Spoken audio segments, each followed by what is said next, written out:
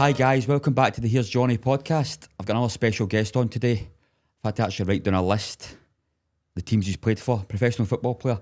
So this guest has started off with Greenock Morton, but his professional teams were Greenock Morton, Queen's Park, Clyde, Airdrie United, Ayr United, Brecon City, Ayr United, Brecon City again, Albion Rovers, Al Athletic, and currently playing for East Fife, Mr. Alan Trouten.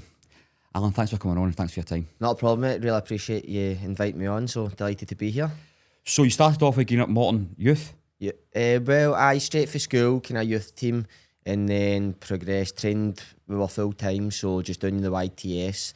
There was only maybe 5 or 6 young boys, so it was good, you done the jobs, which were tough at times, but then you got to train with the first team almost every day, so it was an unbelievable experience for me, getting there and learning your trade as a young footballer, but also still the old school days, doing all the jobs. Tell me this, did you always want to be a football player? Was that always a thing? Aye, there was nothing else. I think if you ask my mum and dad, my brother, what I was interested in, and still almost to the day, is football. That's what I wanted to do. That's all I done when I got up in the morning. All I thought about school I was alright at school, but it was never an interest. It was just football. So how you get scouted in at that early age? Did you go try with the big teams, Rangers, Celtic, did they come along? Or was it just, no, so I played with Rangers Boys Club when I was younger, done a trial at Celtic, and just played Boys Club, played my pals, and then when I left school, even going back to Boys Club, I used to go into, it was like Tony Fitzpatrick, that's St Mirren stuff, the St Mirren legend, so he had a soccer school, a soccer academy, so we used to train there one night a week, and then when we left school, so my birthday's November, so you're it's 4th year, you can leave at the end if you're 16, but so I was only 15 at the end of 4th year, but I got the opportunity. Tony was doing a soccer school, like treat you as a full-time footballer, but you done a college course at Reed Care in Paisley. So because my school, they were like, well, it's further education, so you're still getting that education, even though you're not quite 16 yet. We're happy if you're happy and your parents are happy to let you go. We know, like, you don't want to be here. You're not a bad child, but you've no interest in school. You're going on to further education, so we're happy to let you leave. So I done that for a year, and then we played the odd game with them. And we went one day, and Dave McPherson, the ex-Rangers player, and Stephen Frail, they were the management at the time at Morton, and they seen me and one of the other boys, and we ended up signing for Morton, our YTS at 16 it would have been. It's quite hard at boys at that age, Alan, because a lot of them are getting let off, aren't they?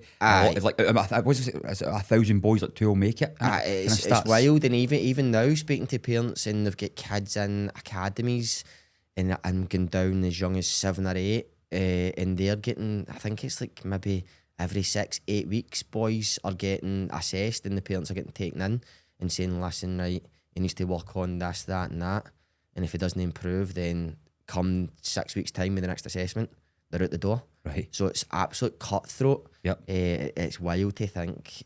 I know the rewards now are massive, but to think how cutthroat that is, and boys, kids at under 7s, under 8s are getting told they're not good enough. I just think it's wild. Do you think that's why though it's so cutthroat, because of the money involved now? It's mere cutthroat, if you know what I mean. It could be. To a certain level, it's going to be life changing. Getting to the levels, but there's also the pressure for parents. Some parents, they know they weren't good enough at football, and then they want to live their dreams through their kids, which is just wild at that age. And I think even as an adult, you should be enjoying it. When the enjoyment's not there, then like anything, if you're doing life, if you're not enjoying it, then what's the point? Of course. So your first years at Greenock Morton, what were they like? Wild. Just because we were like 16, 17, so my parents stayed in Rutherglen, so I would have to get the bus to the train for Rutherglen into Central, then the train for Central down to Greenock, and then you had to walk for Cartsdyke down. On your own? Teammates or anything? Aye, so there was one of the boys, one of my best mate at the time, he stayed in Pollock, so he would go on the town, meet me there, and then maybe one of the other boys a wee bit older, he stayed in Paisley, so sometimes he would jump on, and then we would go down, and then, like, there was, as I say, there was only a handful of us that were young boys doing the YTS, so boys at that age, football environment, the stuff that went on was something that can't be repeated. But then, so you had that fun side whilst you're doing the job. So I'm going back old school. We cleaned the dressing rooms, like Clean the boots and all that. cleaned the boots, cleaned the toilets, cleaned the stand. So every Monday after every Monday after a home game, we were black bag in the litter picker, Right. and we cleaned the stand and had to make sure it was all clean. So we worked hard. Like we were in, as I say, I was leaving the house maybe the back of 7. It'd be down in Greenock for 9 o'clock. Do some jobs before training. You were then in taking we trained Public Park, but we were down setting up the goals. So Is it the big ones you come into Greenock? See the big? Is it the A ones? Right hand no, side? Battery Park. Right. Down you're by Capello and you go further. Right. And it's right next to the water. So see if it was pissing the rain, the tide was in, and pissing the rain, water, the rain's soaking you.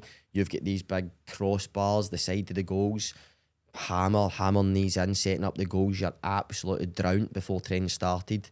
Then you're training, as I say, doing a shooting drill. And then the first team boys, we're just young boys, they're smashing balls into the water. We're having to go and get the balls for them. The balls in the water? Back out. And back in the day, like the training gear, it's not like it is now. It's all kind of waterproof. It was like heavy joggies, heavy jumpers. So we're in the water, drenched, back out, having to train. Then if you're misplacing a pass, you've got boys slaughtering you. Right. So it was, much as it was fun, it was hard. But looking back, it was an unbelievable upbringing. Like, it toughened you up for the rigours of football, because you know what it's like. I know. At any level, they don't know what's going on in your personal life, but if you misplace a pass, you've got a fan slaughtering you. Call you for everything. But you had that every day in training with the first team boys, and it was a great upbringing. And when you look back on it, like, what a laugh we had. But at times it was tough. Alan, is that all changed now? Oh, Is it? The boys don't that even that level don't do it anymore. there'll be. I don't imagine there's many youth boys doing jobs and stuff. No. And even like now. Like, obviously I'm 40 now, and there's young boys at our club, and like the way they're treated, Pampered almost. and even like them, like the way they speak to first team boys or older boys, like we wouldn't have got away with that when we were younger. No. Sometimes if we looked at first team boys, it'd be like, who the fuck you looking at? Aye. We, man, do you know what I mean? Like, know your place. Aye. Whereas now there's young boys with a lot to say for themselves. It's making them a bit spoiled in a sense then. I don't know. I think it's just the way of the world as well. Aye. Just the way of the world now. Like kids now, like even when I was younger, like speaking to your mum and dad, like some of the stuff you just wouldn't say. No. And now I've got an 8-year-old daughter, and like some of the stuff she says, and I'm like, see if I said that to my mum and dad when I was your age, I wouldn't be laughing at them. But I think the world's a different place, and some things are good, some things could be better. Aye. So going for Greenock Morton there, so you're a year there? Yeah, about a year. Never ever made a first team appearance. No. I was on the bench once, I think. As you can see, like, I'm not the tallest and the most physical now at 40. So you can imagine me at 16, 17, like built like a toothpick, tiny. So me in a first team, like technically could play, but like physically nowhere near it. Made the bench once, and it was away to Ross County in the Scottish Cup, and I think there was a few first team boys that thought of the journey. Don't think we're expected to win there. Might not fancy it, and I was flung in. So we were on 65 quid a week, and I was having to like pay my own card off that. But you're going for like no wage. So you thought no expenses. So you thought you're a millionaire. 65 quid every Friday. So, and then the bonus, I think, for that game, even though I never played a minute, even the subs got the full bonus, and it was like 350 quid. And I was like, this is amazing. This is unbelievable. £65 a week, and then I've done nothing a Saturday. 350 quid. Like, this is unbelievable. Why the first team boys not wanting this? But that was my only chance, and then I left. I'd signed a 2-year, and then I wanted to play football. So like Dave McPherson had left, John McCormack came in, and then we had there's a massive first team squad. So you used to play, so I'm sure the youth team disappeared. So you were training all week, Monday to Friday, and then there was a reserve game. So the boys, so I want to say there was like maybe 20 odd first team players. So then there was a reserve game, maybe a Monday or Tuesday.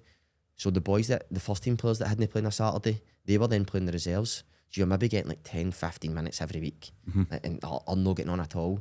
And like for me, who loves playing football, I didn't want to train all week, and I say, I'm a professional footballer. You were training every week. Every day. But you weren't playing the game at the end. And Disheartening, innit? Aye. And that's what, that even to this day, like, I see boys that went through their career and they've went from club to club and they've just sat on the bench. I genuinely don't know how people can be happy with that. Like, you train all week to play that game at the weekend. There's nothing worse than no playing. And I still feel that to this day. Like, even if I'm not playing at this age, I'm still not happy. Alan, tell me this, why so many teams? Is just how your careers worked out?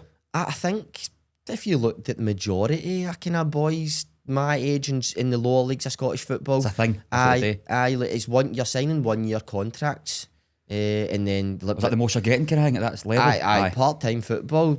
The very rarely will you sign more than a 1 year, and most of my career you're just going from year to year. So you're just taking it if you're enjoying it. If you're offered a new deal, do you want a change? All different things come into it. Distances away from the house, starting a family, New manager coming in, whatever, new ideas. all things come into it, and then you move on. Aye. So you went to Queen's Park. You played quite a few games for them, I can see. I've loved my time at Queen's Park. So left Morton, went to the youth team there, and then ended up breaking into the first team. And I can't speak highly enough. That's back when Queen's Park were amateurs. Right. So as I said, my parents stayed in Rutherglen. Handy. You were nice and handy, but to the stadium, so I was in the closest bracket. So I was getting like £6 a night expenses, £18 a week. So it didn't matter if you were the first name in the team sheet or didn't play. It just went in your postcode, distance away from Hampden, and that was how the expenses were worked out. But what an upbringing. Signed under Kenny Brannigan, and then Billy Stark came in. Like, just couldn't believe that his thoughts on football totally opened my mind up to like another side of football. Billy left, got Scotland 21's job. Gardner Spears came in. Absolutely loved Gardner as well. I didn't work with him for very long before I moved on. But I couldn't speak highly enough of my time at Queen's Park. Whether it was the staff, the committee, the presidents, the players. Just full shebang. It was just unbelievable. The only downside was you weren't getting paid, and you would be like playing against boys, and you're like, I think I'm better than them, and then you would hear like, even part time the money they were earning. So it was always, but at that time my sole focus was I want to go full time. I want to get back to full time, and then but like the boys and everything about Queen's Park at that time, because we were all kind of similar ages. The team that Billy had built at Queen's Park, so you would play your game and then you were straight into town the Saturday night. Or the majority of boys would be out, as you say, you were kind of late teens, early 20s, so everybody had the social side to it. And then at the end of every season, about between 15, 20s, they'll go to Goliath for 5 days. So it was wild, but it was nothing camera worthy, no. No, there wouldn't be a lot for back in the days. But even with senior pros as well, that would come to Goliath, and just it was a real tag along, a real team. But it was amazing my time at Queen's Park. Some set up now, I've got to. They're doing great. I know. I think Willie Stadium, Hockey started to pull the money back, but they put a lot of money in and got themselves up through the leagues. They're doing well. So it's just the thing with Lesser Hampden. I don't even think there's 1,000 seats there. So there's some big clubs in that championship, and the fans can't get to the game, which I think's a bit disappointing. Aye. So there, Clyde. For another year, so it's just year, isn't it really? As you're saying, it's just year. Aye, so Queen's Park, I would have been maybe 4 or 5 years. Clyde, what was I say about Clyde? 4 years at Queen's Park. Clyde, I signed a 2-year deal, but I only lasted a year. I went there, signed under John Brown, and just like. What did Rangers play? Aye. So Bomber was the manager, with Dougie Bell. Dougie Bell was assistant. That kind of was in the Alec Ferguson's Aberdeen team. Right. So Dougie was a mainstay in that team, kind of won all the trophies there. I'm sure I'll be under Sir Alex. And then Bomber had brung in like the goalie, Andy Gorham. Got on brilliant with the goalie. Aye, what a goal. He was a goalie coach. Right. What a guy. Just absolutely amazing. Loved him to bits. Top keeper, to be fair. Oh, aye. One of Scotland's best. If not the best, probably, aye. Yeah, but he was a lovely guy. But just my time this kind of on the park, I started not too well, and then kind of fell away. It was just the football didn't suit me. We were in a relegation battle. We ended up getting relegated, and just probably a year to forget. Tell me this, are you working in between this as well? And also Clyde. Keep yourself financially going. So Clyde was full time. Right. So I left Queen's Park and I worked, and then Clyde was full time. So looking back, I didn't give myself the best chance either, because it was like you done your training and then I didn't go to the gym. I didn't do extra. So I know, like, looking back, I have massive regrets in my career. Massive regrets. Maybe extra bits. Just at being a professional. So yeah, same again. I think I signed at Clyde at 22, still staying at home. So like I had my money, so my wages paid my mum and dad big money. But like you would train Monday, would be like an hour and a bit, a recovery for the game the Saturday. Tuesday would be a hard session. You were off the Wednesday. So what do you do at 22? As soon as you finish training on Tuesday, into a tune, out all day, trash Tuesdays, 70p a vodka, seeing all the boys for the Premier League, like, I'm doing everything right. Rough the Wednesday, back in for training Thursday, Friday, game Saturday, out Saturday night. You know, you get away with it at that age, though, can't you? you know Monday's not going to be a hard session. End up for a Sunday sesh. But that was Scottish football. Honestly, you could go out Tuesday, Saturday night, Sunday, and you would see the same boys. It was such a brilliant social scene, and like the boys were brilliant, but it was career. It was no way in your career. no way to live as a football player. But I know boys that were playing Champions League and doing this. But they obviously had the talent and the ability, and they were getting away with it. Mm-hmm. But it was. Was it the bigger club, the better facilities, like people looking after them, they've got people doing their stuff? But they were still like, when you look back at it, and like, because nowadays the majority of boys won't drink, and like now you've got camera phones. So like boys were playing Champions League on a Tuesday, straight out. Tuesday nights, you wouldn't get away with that. No, I've been daily record the next day. So that's changed a lot. But as I said, massive regrets. Didn't treat the opportunity to get back full time, because I was full time obviously at Morton, had lost it, went part time, worked hard to get back the opportunity, done well at Queen's Park, get the opportunity to go back full time, and then I didn't live the life of a professional footballer. I turned up, trained, worked hard when I was at training, but just didn't live the life of professional footballer. And that was probably even just on the pitch as well. Like I know the big things just now are like a philosophy that suits you and all that, but you need a manager that suits you in a way of playing. You need to be in a team that suits you. Mm-hmm. You see, even like the Motherwell now, the boy Elliot Watt, he was at St Johnstone, get relegated last year, and somebody looked at him and be like, he's fucking murder. But now he's playing with Motherwell, and a manager that trusts him, a system that brings out his best attributes, and he's flying. I talk about Scotland calls up for him. So it's mental. It's the environment, the manager. The environment, manager, everything, just that perfect mix for you to shine and show your attributes. Tell me this, right? You're a PT now, but what was your diet back then? Just eating? Was it just kind of willy-nilly? Back then there wouldn't be as emphasis. Not emphasis, but as much kind of information now. Over information almost. But now kids have got phones before they're 10 and they're on the internet and they can Google or chat GPT now. Like, what should I be eating if I want to be a professional footballer? And I didn't have break that it down to times. Didn't have that. We had the odd person saying, eat pasta. Is the club not even telling you that back then? No, the guys, even the older pros kind of give you advice. Nah. The older pros were great. So I had older pros at Morton who'd have been like Derek Collins, David Hopkins, Warren Hawke, who were brilliant professionals. They played well into their 30s. And then at Clyde with Gary McSwiggan, ex-Rangers, played in the Champions League for Rangers and all that. So brilliant guys. But if you asked the question, they'd have probably helped you. But never. At that age, you're like, what? You get away with things. Maybe kind of awe at them that you don't really want to go that deep or whatever, and ask. You don't want to be that wee busy guy. You know what I mean? Like, awkward. Look at him, he's been busy. He's asking the older boys like what to eat and do all this. But now, as I say, it's massive regrets that I never lived my life properly. That's the biggest regret in football, do you say? Because now, like, maybe since getting older, the way I've lived my life, if I'd have done that, I always think if I'd have lived my life when I was younger, that the way I live it now, like what could have been, it might have been the exact same, but I didn't give myself the best chance. You still had a long career though, considering. I've had a long career, but my lifestyle has totally changed. That's probably gave you the longevity, you think?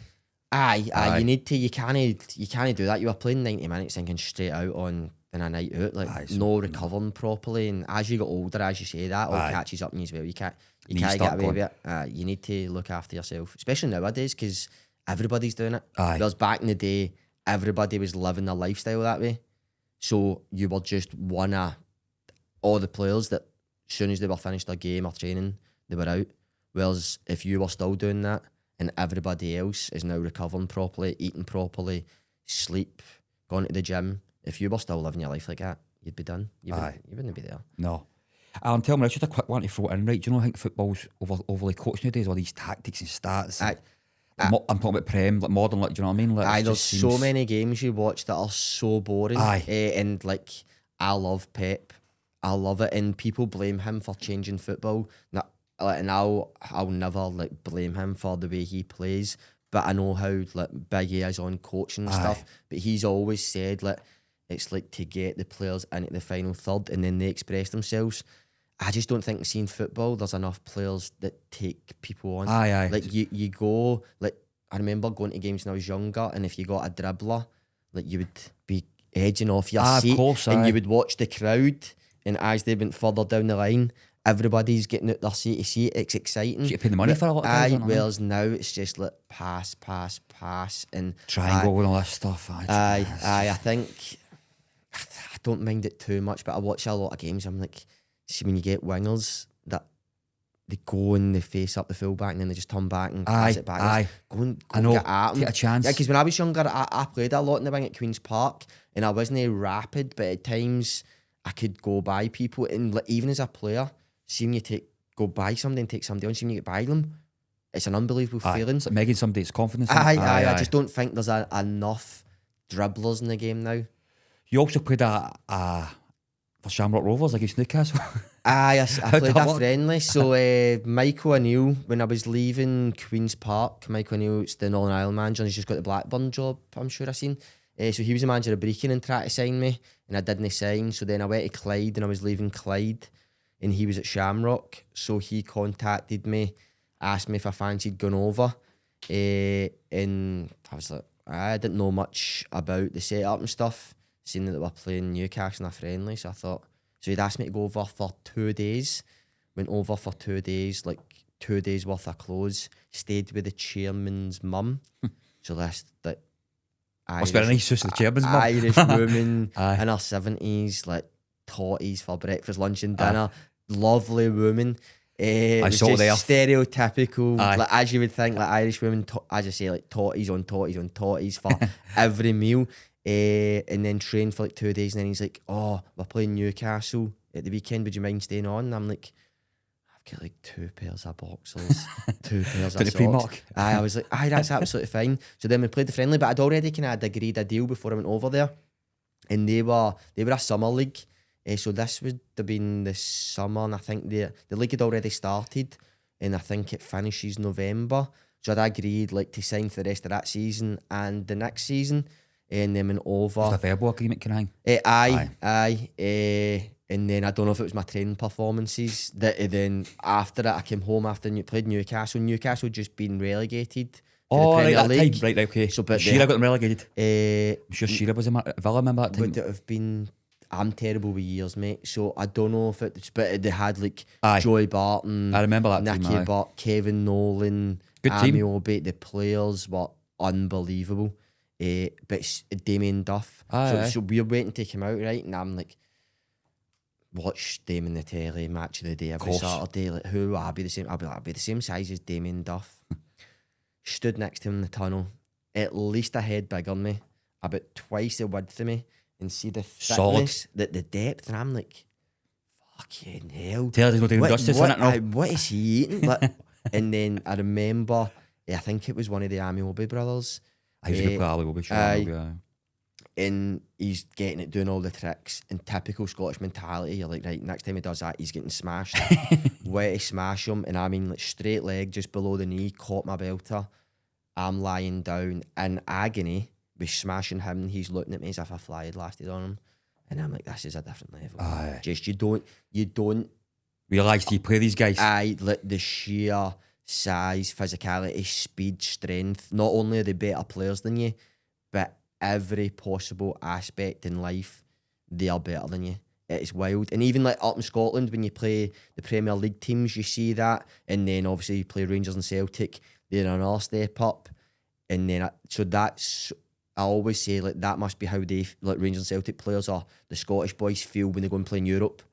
They realise there's levels to it. When we're going up the leagues and the cup competitions, playing higher opposition, you then see, like, not only the better players, decision making's quicker, they're better, like, physically, they're monsters. It's wild. And that was very wild. No, when I played against the Newcastle boys, I was like, but then you're like, Nicky Butt's won the Champions League. I know. Playing with Man U all the years, but still, you see them on the telly. Doesn't do them justice. No, and you're just like, they're not the biggest, but when you stand next to them, Giants. you know, the size of their legs, you're just like, it's wild. Alan, tell me this, right? Why did you not get an agent? Because you know how an agent would have pushed you forward at any point in your career? So that's quite weird, because when I left Queen's Park to go to Clyde, Malky Mackay, obviously it's at Hibs now, his dad was on the committee at Queen's Park, and I got on well with his dad, and he put me onto an agent. Right.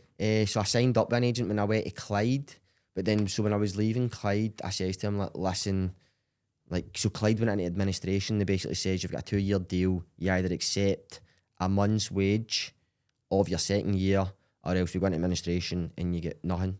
Right? So I was like, oh, well, surely a month is better than nothing. Of course. So a lot is kind of got that month, got rid of his, and then I went to the agent and I was like, listen, this is my situation at Clyde. This is what's happening. Like, can you help me obviously get a team? And his words were, who was interested in you when you were leaving Queen's Park? And I was like, right, these teams. Right, okay, if you still get the manager's numbers. He's asking you for them? Aye. So basically, I was doing the job. Right. He was like, all right, give them my phone, see if they're still interested. You have to give him a phone? Aye. And I'm what's it made for then? And I'm like, so, and I can understand that obviously he had clients, Premier League, internationals, European football, where he's going to make his money. I'm just like, so why sign me up? Was this a favour to Malky Mackay's dad? How's that kind of thing? Aye, but I'm still like, well, so why waste your time? You're wasting your time and my time. I'm basically doing your job. So then after that, I just get rid of him, and then I never ever get an agent again. Like, there was no, I don't see, if you're going to be lower leagues in Scotland, I don't see the need for an agent. I really don't. So tell me this, right? All your teams you played for, what's your best years, you reckon? Like, just felt good, just I loved my time at Queen's Park. I had 1 year at Albion Rovers that I loved. Obviously we got relegated as a team, but that was, my daughter was born, I scored 28 goals personally, I done really well, and then loved my first couple of years at Alloa under Jim. Jim Goodwin was there for a year. He signed me. Loved, especially my first year. Loved Alloa as a club. I thought I would always retire there. But then my last season, injuries came in. Hardly played a game. Left.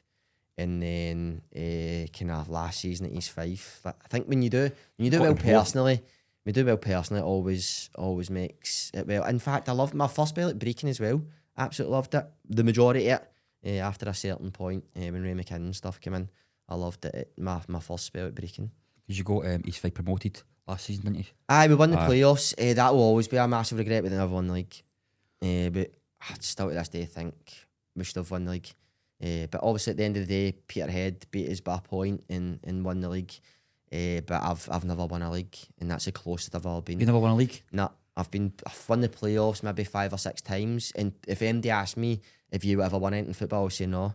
Because in the playoffs in Scotland, you get nothing for it. Nothing? Like, no, nothing, no medal, no trophy. You get your photo taken in that big wooden you think you get something for that? Down south, like, it's massive, isn't it? You see of course, all the publicity, and then the richest game in the world's that championship into the Prem. Of course, and they get the trophy. They're up the stairs at Wembley. They all get their medals, and it's a big thing. In Scotland, there is no medal, no nothing. So I always say, like, I've won nothing because I've got nothing to show.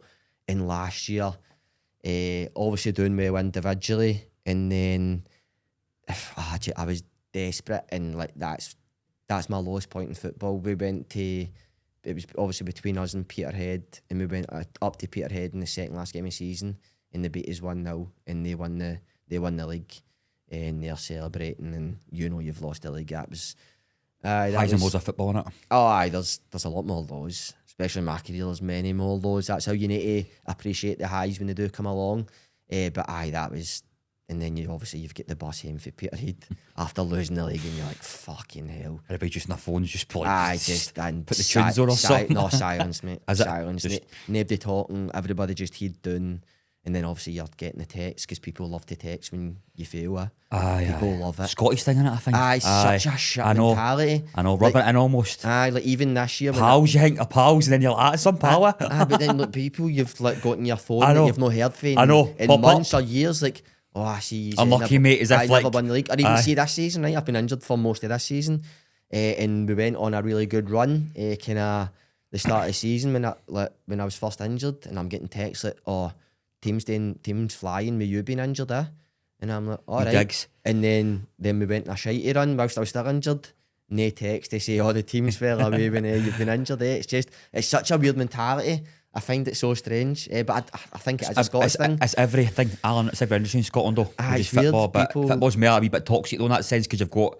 Do you know what I mean? It's because everybody's got an opinion for it, isn't there? Like subjective, MD like can watch it and say, oh, he should do that, he should do this, she should do that. Especially if a guy's paying a season ticket, I know he feels as if he's got a right to shout at you because he's paying a ticket. Do you know what I mean? Pay your money, I can shout what you want. Tell me this, was there ever an interest for England at any point? Ever a wee shout, like sniff for it? No, really. When I was at Queen's Park, an agent approached me, and like he approached me, phoned me and said, listen, can we meet you? And the only people that knew about this agent was obviously the agent, me, my brother, my mum and dad. So me and my mum and dad went to meet him at the Kings Park Hotel, and he said, listen, doing really well at Queen's Park, we'd love to sign you up with our agency. We know, like, we've got contacts at Sunderland and we've spoke to them about you. They're really interested, and that's when, like, obviously the ears stand up, right? And then, so say that was, we used to train Monday, Thursday at Queen's Park. So say that was a Tuesday night, went into training Thursday, and walking into the dressing room, Billy starts at, can I get a word? Right, okay. Like, thinking you're only young, like, what have I done? I was out the weekend. Was that right? What's happened here? And he's like, yeah, have you got anything to tell me? I was like, no. He's like, I'll ask you again, have you got anything to tell me? And so my brain's going, I'm like, no, nothing. He's like, I'll give you one more chance. If you like, don't keep anything for me. Like, I know everything. If you get anything to tell me. At this point, you know he's got something. I know, but I still couldn't think it. And I was like, I've not done anything wrong. Like, what is it? And he's like, did you meet an agent on Tuesday night? And I was like, aye. He's like, you're not signing with any agent. Like, I don't like agents. Or if you're going to sign, then I'll help you with that. And I was like, right, okay. And as I say, like, I'm stuff like agents can promise young boys the world, and the more I look back, it would have been that just to get you to sign with your agency. So that was kind of the only thing for England that was nothing. Can I say my significant? It sounds significant a wee bit. At the time, because you're young and like, do you know what I mean? Oh, do they want me? Do they know? And then the head goes. But then the more years you spend in football, it would have been their way to try and get you to sign with their agency. So Alan, how long do you think you've got left? Career-wise? Well, up to this season, like, so once I got to my late 30s, I always went, I want to be playing till I'm 40. That was my thing, like, get to 40. If you're still playing the leagues at 40, that's an achievement, man. You've done well. And then after last season, felt great. Flying, obviously, had a good season. And I was like, I've got a good few years in me. And then this season's been fucking murder. Just injury. Injury after injury. It's been weird. Like, I tore my calf in the third league game this season. In the first half, away to Hamilton. Played the rest of the game. And then I was out for like 12 weeks with that. And then, like, that's the thing, football.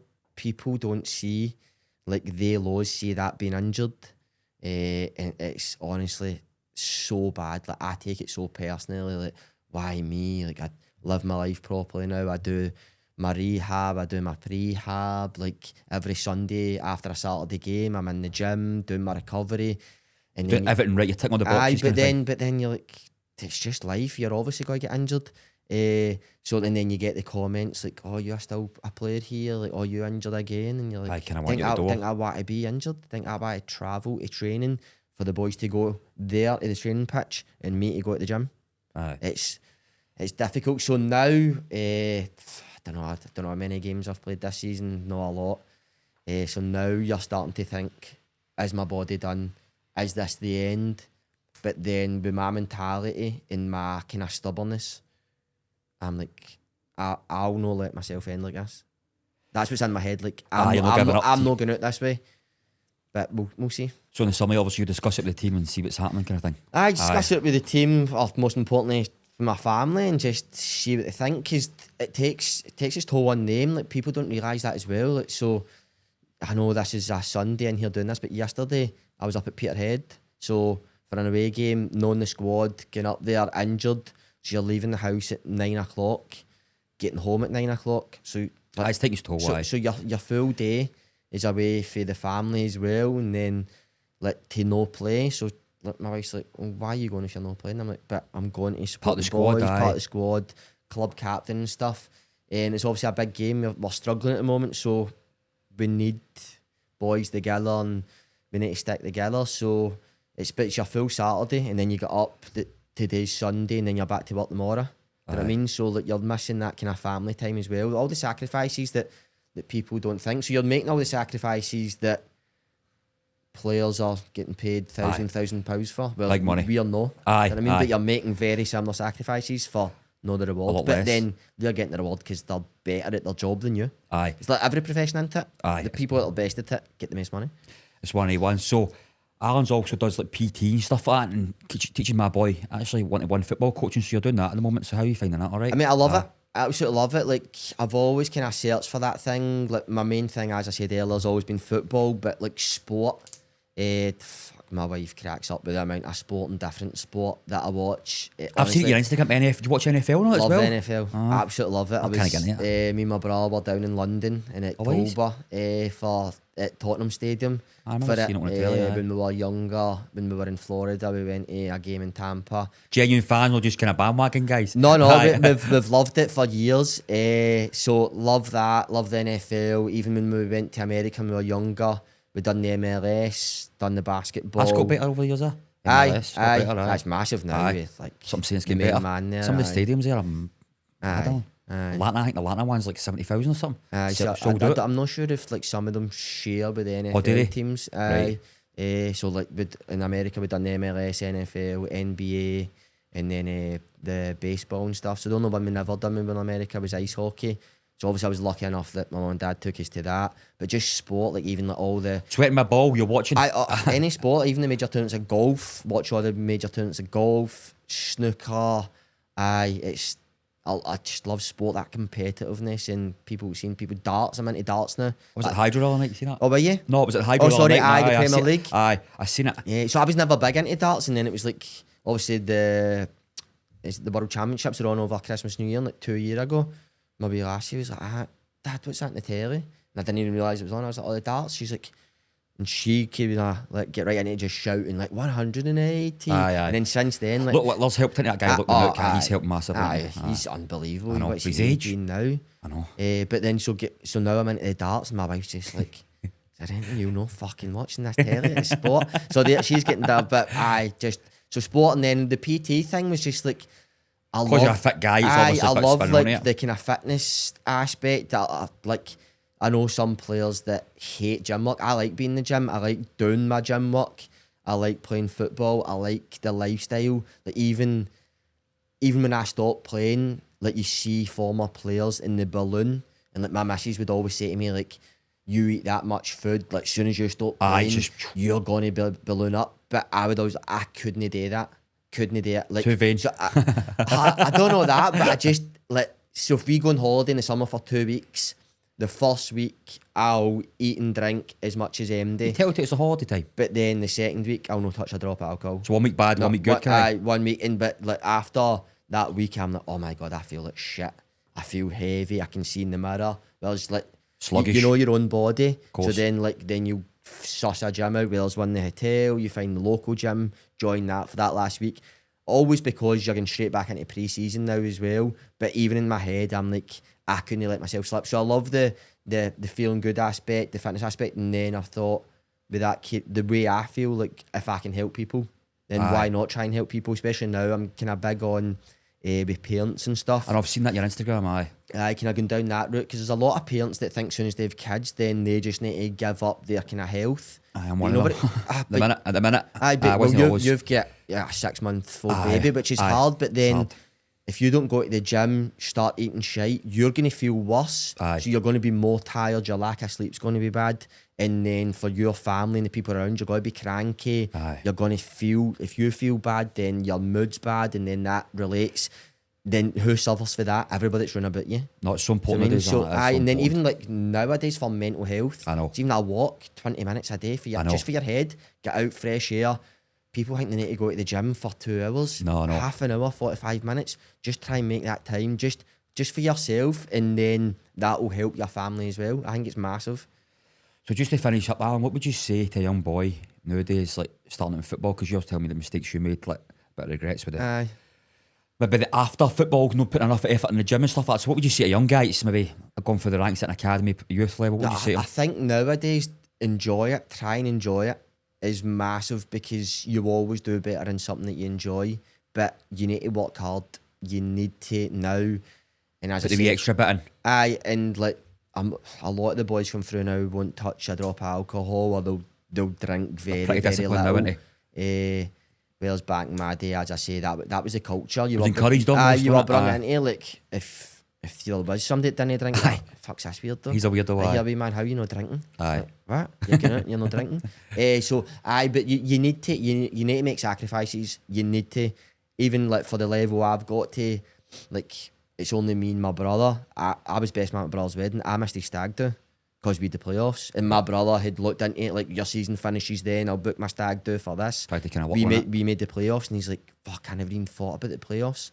And so they're the sacrifice. I've missed weddings. Like, my missus have been to more my side family weddings than I have, because they've been a Saturday. She's there all day sitting herself, and then I turn up at night. And like, she's the awkward one. Everybody's there in couples at a wedding. She's there sitting herself. Like, oh, well, harder for Lassie in that situation. Do you know what I mean? So they're all the sacrifices that I've made. I've missed out, but then I go back to the family. The family make the sacrifices as well. So you need to make sacrifices, but see if you can enjoy it, because obviously the very small percent that make it to the top, the rewards, especially financially, are massive. But the enjoyment you can get out of football, it's amazing, because it can be, even like the friends as well, like stuff like that, the laughs you can have away for the camaraderie. Aye, because like most of the boys are brilliant. You get the odd dick, but that's the same in every walk of life, innit? Of course it is. Alan, thanks very much for your time. No problem, I absolutely loved it. Brilliant. So guys, again, comment, share, subscribe, all the usual sort of jazz. Right, thanks very much. Cheers. Here's Johnny.